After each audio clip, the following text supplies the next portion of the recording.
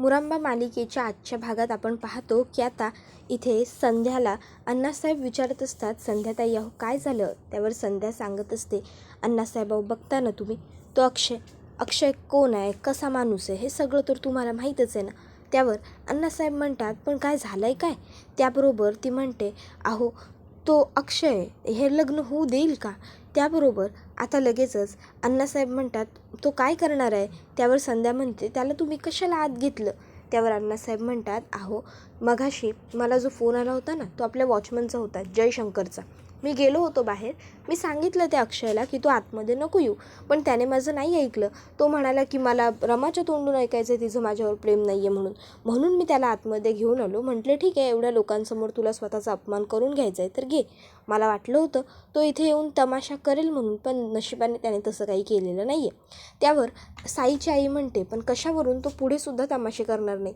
त्यावर अण्णासाहेब म्हणतात, ठीक आहे, काय करायचं ते मी बघतो. मग ते तिकडनं गेल्यावर आता अण्णासाहेब मनात म्हणतात, अक्षय देवधर तुझा बंदोबस्त जरा वेगळ्या पद्धतीने करावा लागेल, कारण प्रश्न माझ्या मुलीच्या आयुष्याचा आहे. आणि मग पुन्हा ते वॉचमनला फोन करतात, तर बाहेर अक्षय बसलेला असतो.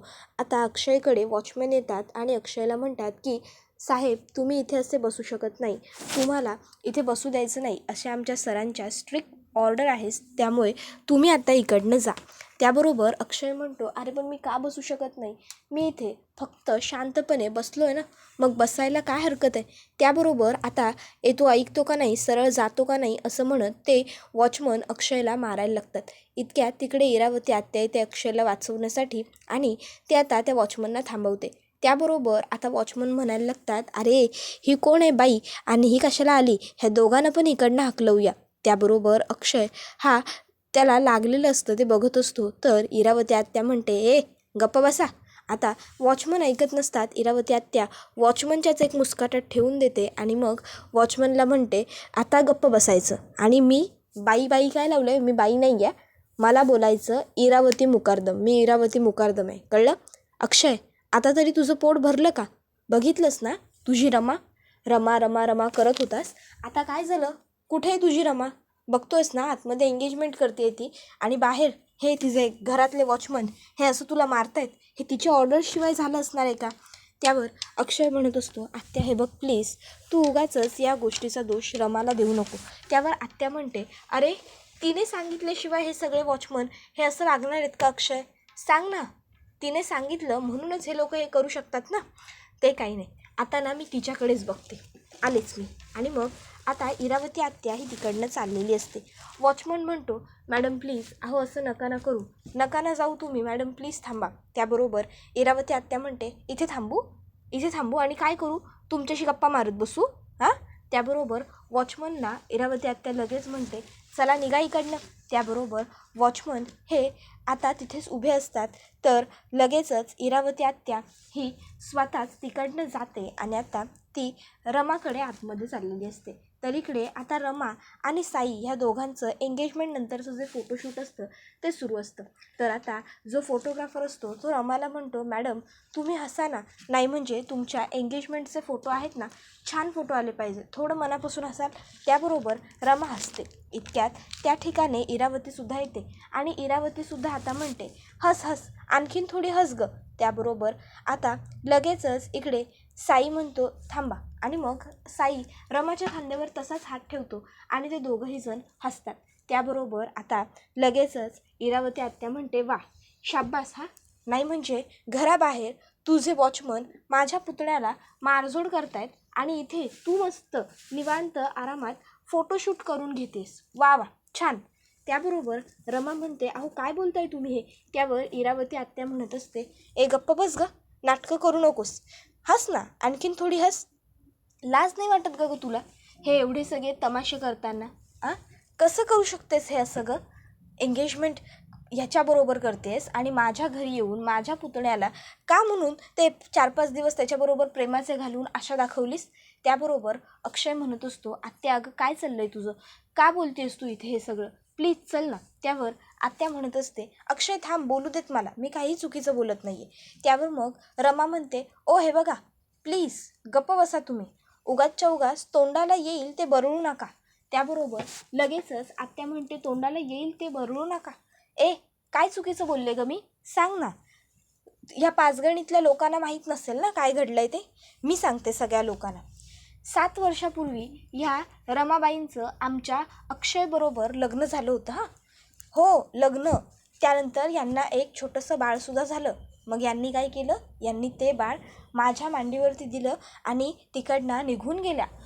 आणि मग 7 वर्षांनंतर आत्ता उगवल्या आहेत ह्या पुन्हा मॅडम आमच्या आयुष्यात. कळलं ना?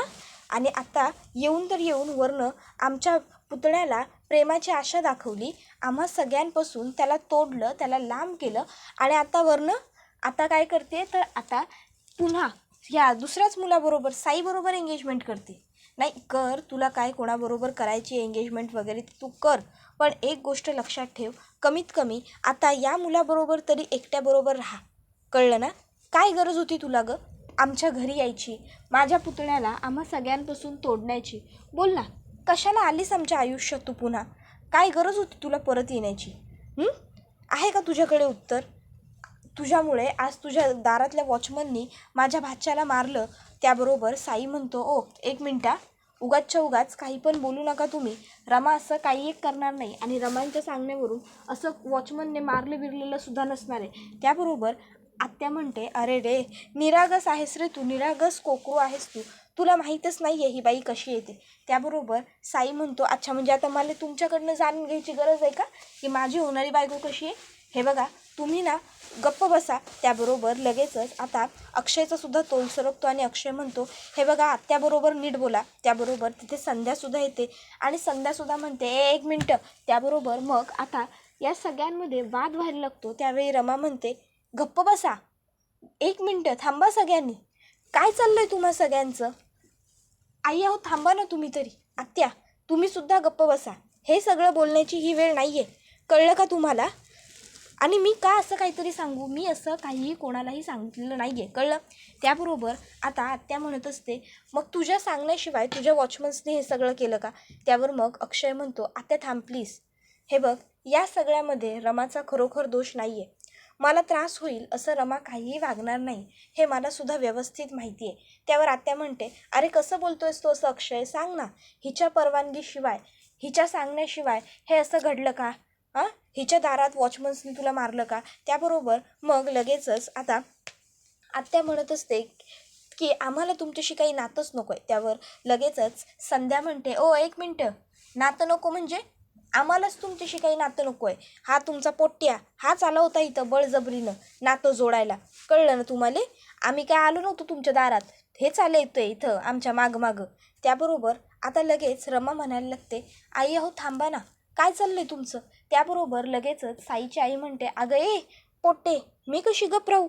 ती माझ्या होणाऱ्या सुनेला काय पण येऊन बोलते बाई, आणि मी काय फक्त ऐकून घेऊ होय? त्याबरोबर मग लगेचच आता संध्या म्हणत असते, नकाच तुम्ही ऐकून घेऊ, पण आम्हाला आता आमचं आयुष्य पुन्हा सुखाने शांतपणे जगू द्या. पुन्हा आमच्या आयुष्यात येऊ नका. आणि बाई तुला जमलं ना तर तू आता तरी ह्या एका मुलाबरोबर राहून दाखव. कळलं ना? एवढं बोलून आता लगेचच इरावती अक्षयला म्हणते, अक्षय तू चल माझ्याबरोबर, अक्षय चल. आणि मग इरावती अक्षयचा हात पकडते आणि आता अक्षयला तिकडनं खेचून घेऊन जात असते. तर इकडे आता आरोही ही आजीकडे येते आणि आजींना ती म्हणत असते, आजी मला ना अजून टेन्शन आलं आहे गं, म्हणजे अजून बाबा आईला घेऊन घरी आलेलाच नाही आहे ना, म्हणून बाबा आईला घेऊन घरी कधी येईल? त्याबरोबर आजी तिला सांगतात की येईल गं, तू काळजी करू नको. त्यावर ती म्हणत असते, पण अगं कधी? म्हणजे बघ ना, मी केव्हापासून त्यांची वाट बघते, पण अजून ते आलेलेच नाही आहेत. त्यावर आजी तिला समजावतात की येईल, आज तुझा बाबा तुझ्या आईला घेऊन नक्की येईल. इकडे मालविका विचार करत असते, बापरे किती ती गं यांची भाबडी आशा खरंच. त्याबरोबर आता लगेचच इकडे ती मनात हेही म्हणते की एकदाची त्या रमाची एंगेजमेंट होऊन जाऊ दे, म्हणजे सगळं मोकळं होईल. त्यानंतर मग आजी ही आरोहीला म्हणत असते, अगं काय आहे ना, तुझा बाबा बोलला आहे ना म्हणजे तू नक्की करणार. तू तुझ्या आईला घेतल्याशिवाय घरी येणार नाही, तू काळजी करू नको. तू दत्तगुरूंची आरतीसुद्धा केली आहेस का नाही आज मनापासून? मग त्यांचं लक्ष आहे आपल्यावर, सगळं आपल्याला हवं आहे, तुला हवं आहे ना, तसं होईल. इतक्यात त्या ठिकाणी अक्षयला घेऊन आत्या पोहोचलेली असते. आता अक्षयची ही अवस्था बघून सगळ्यांनाच टेन्शन येतं की हे सगळं काय झालं. तर इरावती आत्या आता सगळ्यांना सांगते की तुमची ती रमा आहे ना, तिच्या माणसांनी मारलं याला, तिच्या वॉचमन्सनी घराबाहेरच्या. त्यावर इरावती आत्याला आय्याजी म्हणते, काय नाही नाही, हे शक्यच नाही आहे, असं कसं होईल आणि रमाचे वॉचमन्स का मारतील. त्यावर आता इरावती आत्या सांगते, कारण ती रमा आतमध्ये त्या साईबरोबर एंगेजमेंट करत होती आणि हा बाबा ती एंगेजमेंट तोडायला गेला होता, म्हणून मग तिच्या वॉचमन्सनी तिच्या सांगण्यावरून याला मारलं. त्याबरोबर हे ऐकून आता सगळ्यांनाच खूप मोठा आश्चर्याचा धक्का बसतो. इरावती आत्या म्हणते, तुम्ही ना तिच्या प्रेमाची झापडं डोळ्यावरती लावून घेतलेली आहे आणि ती निघतच नाही आहेत आणि मला ती झापडं काढायची आहेत, कळलं ना. तर आता आरोही म्हणते, बाबा म्हणजे काय झालं नेमकं, आई आता नाही येणार का. त्यावर आई आजी म्हणते, नाही गं, येईल, तुझी आई नक्की येईल.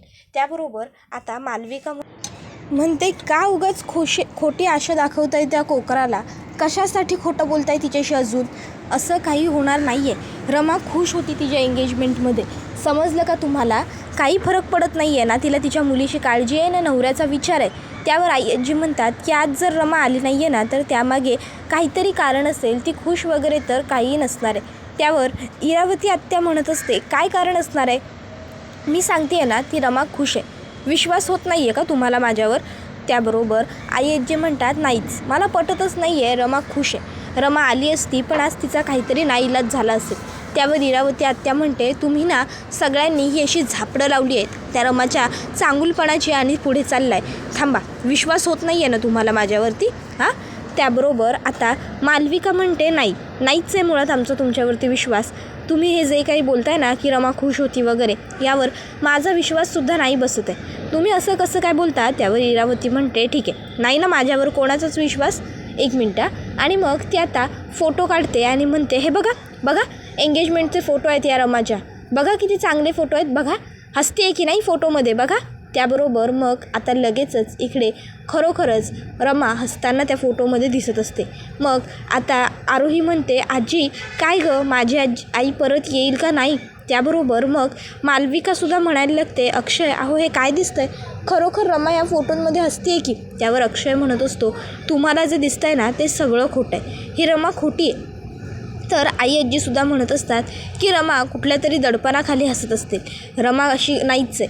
त्यावर आता लगेचच इकडे मालविका म्हणायला लागते, खरोखर रमा बदलली का अक्षय, खरोखर ती खुश आहे का या लग्नापासून वगैरे. त्यावर आता लगेचच अक्षय म्हणतो, काही असं नाही आहे, तुम्ही शांत व्हा आणि आरोही तू काळजी करू नकोस, तुझी आई परत नक्की येईल. त्यावर मग लगेचच पुढे अक्षय म्हणत असतो, अक्षय रमा कायम एकत्र होते आणि एकत्रच राहतील. हां, आता आमच्यात आत्ता कुठे थोडासा दुरावा आला आहे, पण म्हणून असं काही नाही आहे की आम्ही पुन्हा एकत्र येणार नाही आहोत. आम्ही दोघंजणं नवरा बायको आहोत आणि आम्ही कायम तसेच एकत्र राहू आयुष्यभर, कळलं. त्याबरोबर आई आजी आणि आरोहीसुद्धा आता लगेचच म्हणते, हो अगदी बरोबर आहे बाबा, माझ्या आईला तू परत आणशील ना. त्याबरोबर अक्षय म्हणतो, हो मी नक्की तुझ्या आईला परत आणणार आहे, कळलं. मग आता लगेचच इकडे इरावती म्हणू लागते, ठीक आहे बरं चालेल, तुम्हाला काही घालायचं आहे ना तो गोंधळ घाला, आता मी नाहीच थांबते, मी जाते. त्यावर अक्षय म्हणतो, आत्या थांब प्लीज, असं नको करूस, तू जाऊ नकोस. त्यावर मग आत्या म्हणते, मग आता तरी पटतंय का तुम्हाला मी म्हणते ते. त्यावर अक्षय म्हणतो, नाही. त्याबरोबर आत्या म्हणते, मग मी इथे थांबून काय उपयोग, आता तुम्हाला या घरामध्ये राहू दिलं ना तरी खूप उपकार झाले तुमच्यावरती अण्णासाहेबांचे. नाही काय ना, आता तर तू त्यांच्या मुलीच्या लग्नात जाऊन थेट तिची एंगेजमेंट थांबवण्याचा प्रयत्न केला आहेस ना, मग ते तुला घरात राहून देतील असं तुला वाटतं आहे का. आणि सगळ्यात महत्त्वाचं म्हणजे आता ते तुझी नोकरी तरी शाबूत ठेवतील का, नाही ना. तू एक काम कर, तुम्हाला त्यांनी इकडनं हकललं ना की मग माझ्याकडे ये अमेरिकेला, ओके. त्याबरोबर अक्षय म्हणतो, आत्या प्लीज थांब, तू कुठेही जायचं नाही आहेस, कुठेच नाही या.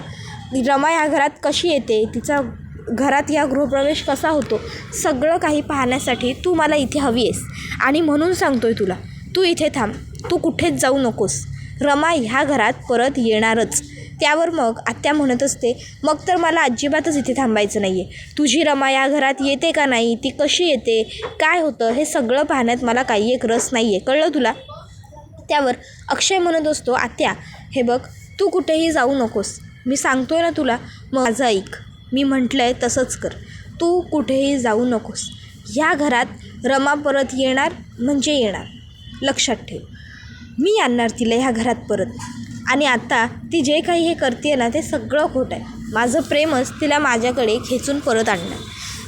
मी आता काहीही केलं नाही ना तरीसुद्धा रमा स्वतःची ती झालेली एंगेजमेंट वगैरे सगळं मोडून माझ्याकडे येणार याची मला खात्री आहे. कळलं ना? आरोही चल. आणि मग तो आता आरोहीला घेऊन चाललेला असतो. तर इकडे लगेचच ती म्हणत असते की तुमच्या डोळ्यावर ना त्या रमाच्या प्रेमाची खोटी झापडं बांधली गेलेली आहेत. अक्षय, अरे का उगाचच्या उगाच स्वतःला त्रास करून घेतोयस? कसलं प्रेम? काही नाही आहे प्रेम वगैरे तिचं तुझ्यावर. त्याबरोबर इकडे रमा ही लगेचच अण्णासाहेबांना म्हणत असते, अण्णासाहेब तुम्ही अक्षयला मारायला माणसं पाठवली, वॉचमन्सना मारायला सांगितलं तुम्ही त्यांना. त्याबरोबर अण्णासाहेब म्हणतात, हो सांगितलं, कारण माझ्यासमोर दुसरा कोणता पर्याय नव्हता. आणि रमा तुला आधीच सांगतोय की या सगळ्यामध्ये साईचा हात नाही आहे, साईचा या सगळ्याशी संबंध नाही आहे, कळलं तुला? त्यावर रमा म्हणत असते, हो मला माहिती आहे ते, कारण मुळात साई हे असे नाहीच आहेत, त्यांना हे सगळं आवडतच नाही, मारामाऱ्या वगैरे ते नाहीच करत, मला माहिती आहे ते, साईंचा यात हात नाही आहे ते. पण तुम्ही का असे वागलात? का मारलत त्यांना? मला नाही आहे चालणार अण्णा पुन्हा हे सगळं मारामारी वगैरे. त्यावर मग साईची आई म्हणते, अगं ए पोट्टे, तुला काय फरक पडतो गं त्या अक्षयला मारल्याचा? हां, आता तुझा काय संबंध आहे त्याच्याशी? का अजून बी प्रेम? त्याबरोबर अण्णासाहेब म्हणतात, काय बोलते आहे तुम्ही? कळतं आहे का तुम्हाला? त्याबरोबर लगेच संध्या म्हणते, अहो मग बघा ना तिने त्यांना मारल्याचा किती त्रास होऊन राहिला ते. त्याबरोबर रमा म्हणत असते, आई अहो तुम्हाला का कळत नाही आहे? असं काही नाही आहे तुमच्या मनात असलेलं. आमचा डिवोर्स झाला आहे, पण नवरा बायको म्हणून अजूनही ते माझ्या मुलीचे बाबा आहेतच ना. हे नातं तर मी नाही ना तोडू शकत. हे नातं आयुष्यभर कायम तसंच राहणार आहे की नाही? मी प्रयत्न करते आहे ना पुढे जाण्याचा, मी प्रयत्न करते आहे ना सगळं विसरण्याचा, पण जर नाही होत आहे सगळं तर का उगाचच्या उगाच तुम्ही हे असं वागताय? हे सगळं वागून काय फायदा आहे? त्यावर लगेचच संध्या ही आणखीन चिडते आणि म्हणते, म्हणजे तुला अजून बी तो अक्षयच आवडतो का? प्रेम आहे का तुझं त्याच्यावरती अजून पण? त्यावर रमा म्हणते, अहो असं नाही आहे, म्हटलं ना मी आज त्यांच्याशी वाईट वागली आहे ना, तसंच यापुढेही मी त्यांच्याशी वाईट वागणार आहे, जेणेकरून त्यांच्या मनात माझ्याबद्दलचं प्रेम संपावा आणि तिरस्कार निर्माण व्हावा. पण ही मारामारी वगैरे मला चालणार नाही, या पुन्हा नाही वागायचं असं. त्याबरोबर दुसऱ्या दिवशी अक्षय रमाला म्हणत असतो, चल तुला मस्त मी माझ्या गाडीवरून सोडतो, चल चल ये बस मागे माझ्या बाईकवरती. त्यावर रमा म्हणत असते, अहो कळत नाही आहे का तुम्हाला, माझी एंगेजमेंट झाली आहे, का उगाच तुम्ही माझ्या मागे मागे करताय? इतक्यात साई तिथे 4 व्हीलर घेऊन येतो. त्यावर रमा म्हणते, हे बघा आला माझा होणारा नवरा, तो सोडेल मला हां. आणि मग साई रमाला घेऊन तिकडनं निघून जातो. अक्षय म्हणत असतो, रमा तुला काय वाटेल ते तू कर, पण मी तुझ्या लग्नामधला हा जो काही कालावधी आहे तो गप्प बसणार नाही आहे, मी काहीतरी प्रयत्न करत राहणारच. तर इथे साई म्हणत असतो, रमा आता मी पुन्हा त्या अक्षयला आपल्यामध्ये येऊ देणार नाही आहे, आता ना मी सरळ गुरुजींकडे जाणार आहे तुम्हाला शाळेत सोडून आणि मुहूर्तच काढून घेणार आहे. त्यावर रमा होकार देते. त्याबरोबर आता हा व्हिडिओ इथेच संपतो. व्हिडिओ आवडला असेल तर व्हिडिओला लाईक करा, चॅनलवर नवीन असाल तर चॅनलला सबस्क्राईब करा आणि बेल आयकॉन आठवणीने प्रेस करा, जेणेकरून तुम्हाला पुढच्या प्रत्येक व्हिडिओचं नोटिफिकेशन मिळत जाईल आणि सर्व व्हिडिओंचा आनंद हा अगदी उत्तम पद्धतीने घेता येईल. तर पुढे आपण पाहतोय की अक्षय हा रमाकडे त्याचा एक फोटो घेऊन आलेला असतो. तो रमाला विचारतो, तुझं आता प्रेम नाही आहे ना माझ्यावर? त्यावर रमा नाही म्हणते. मग अक्षय म्हणतो, ठीक आहे हा फोटो जाळ आणि मला आयुष्यभरासाठी कायमचं विसरून जा, हे घे लायटर फोटो. त्याबरोबर रमा त्या फोटोकडे बघत राहते.